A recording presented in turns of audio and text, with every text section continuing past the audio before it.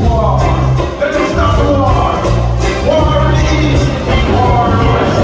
War in the north, war in the south. If I stand up, I'll show my heart. Hold up. The war is up. Just stop the war. Stop the war. Stop the war. Stop the war.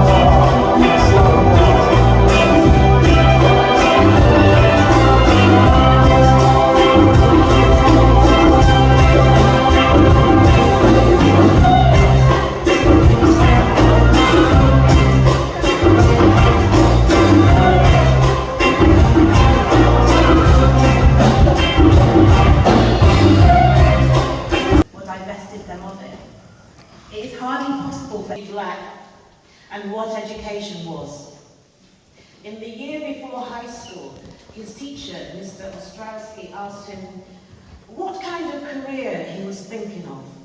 Well, sir, said Malcolm, I've been thinking that I'd like to be a lawyer. A lawyer? Said Mr. Ostrowski. And Malcolm remembered his supercilious smile.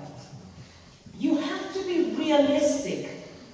A lawyer is not a realistic goal for a black boy. You're good with your hands, better become a carpenter. A carpenter? Many of the children in Malcolm's class had far lower grades. He said it was then that I began to change inside, and he hit the streets. He was a shoeshine boy, until he wasn't. He was a soda jerker, a sandwich vendor. He was a waiter at a bar filled with an underworld figures. He confided in a plainclothes detective and lost his job. Later, he turned to working with pimps, selling drugs, and even armed robbery. As Mr. Ostrowski had said, he was good with his hands. The music of Malcolm's day was as sweet as a lady home.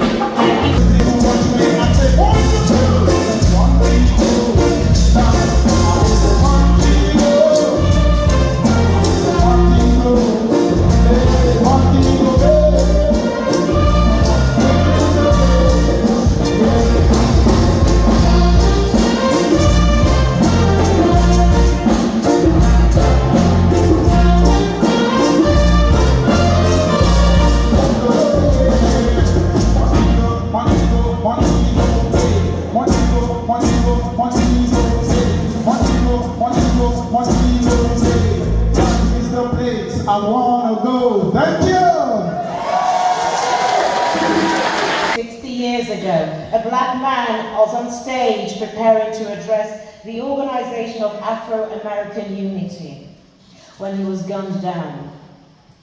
Earlier that year, he had stated that he was a marked man.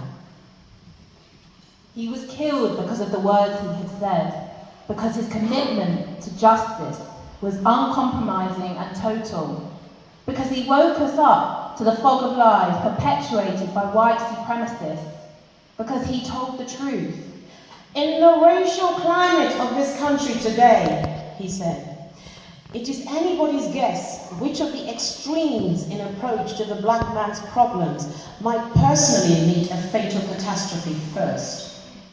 Non-violent Dr. King, or so-called violent me. I am only facing the facts when I know that any moment of any day or any night could bring about my death. In 1925, while I was pregnant with my fourth child, hooded Klans member rode to my home in Nebraska. They shouted for my husband to come out, and I told them, truthfully, that he was not at home. I was alone with my 3 small children and the fourth in my belly, listening. The Klansmen warned us to get out of town. They said that the good white Christian people would not stand for my husband spreading trouble among the good black people, spreading the teachings of Marcus Garvey. I was a woman alone being threatened by a gang of men, and I told them exactly where they could go, and they did. Being the Klan, they shouted more threats and shattered every window of the house with their gun butts. The reflections of my children's faces looked at me from every shattered piece of glass. You can break many things, I thought, but you can never break the spirit of a woman determined to rise. and you will never break my children. A few months later, the baby, Malcolm Little, was born. He would not remain a little for long. Later in prison, he would learn that the surnames of most black families were derived from names given by their white slave masters. Malcolm rejected the diminutive Little and became known as Malcolm X.